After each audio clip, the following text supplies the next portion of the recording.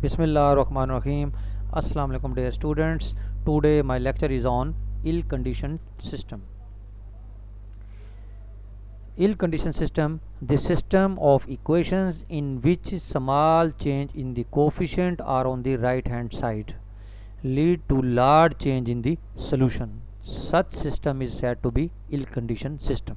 यानी ऐसा सिस्टम इल कंडीशन होता है कि जिसमें हमारे पास अगर सिस्टम ऑफ इक्वेशंस हैं, या तो हम उसके कोफिशेंट्स के अंदर या उसके राइट साइड पर जो कांस्टेंट होते हैं उनके अंदर अगर हम स्मॉल चेंजेस करें लेकिन उनके सॉल्यूशंस के अंदर लार्ज चेंजेस आ जाएं, तो हम उस तरह के सिस्टम को इल कंडीशन सिस्टम कहते हैं।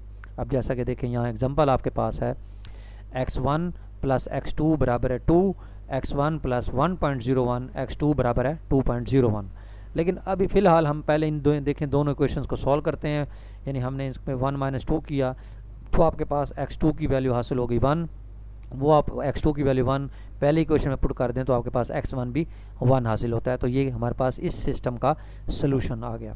अब हम क्या करते हैं, हम इसके कोफिशिएंट्स के अंदर स्मॉल चेंजिंग करते हैं। हमने x1 plus x2 is equal to 2 को वैसे रखा और x1 plus 1.01 x2 is equal to 2.01, इस इक्वेशंस के अंदर हमने x1 का जो कोफिशिएंट 1 था तो हमने 1.001 कर दिया, और यहाँ जो x2 का कोफिशिएंट था 1.01 हमने उसको 1 कर दिया, और ये 2.01 वैसे ही रहने दिया। अब आपके पास ये दो इक्वेशंस बन गई।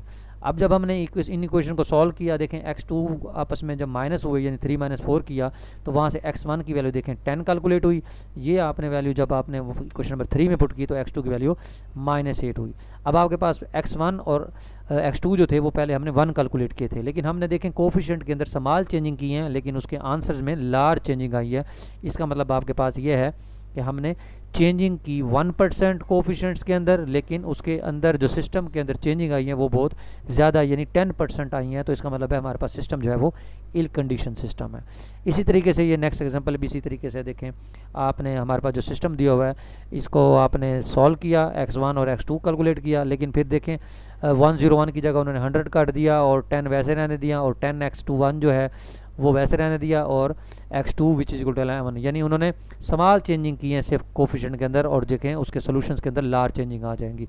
लेकिन इस पे कंडीशन भी है कि आपके पास अगर कोई भी सिस्टम इल कंडीशन होता है, जब हम उसका डिटर्मिनेंट कैलकुलेट करते हैं वो बहुत स्मॉल होता है यानी अप्रोचिंग टू 0 होता है। तो इस तरह के सिस्टम को हम इल कंडीशन सिस्टम भी कहते हैं। Thank you.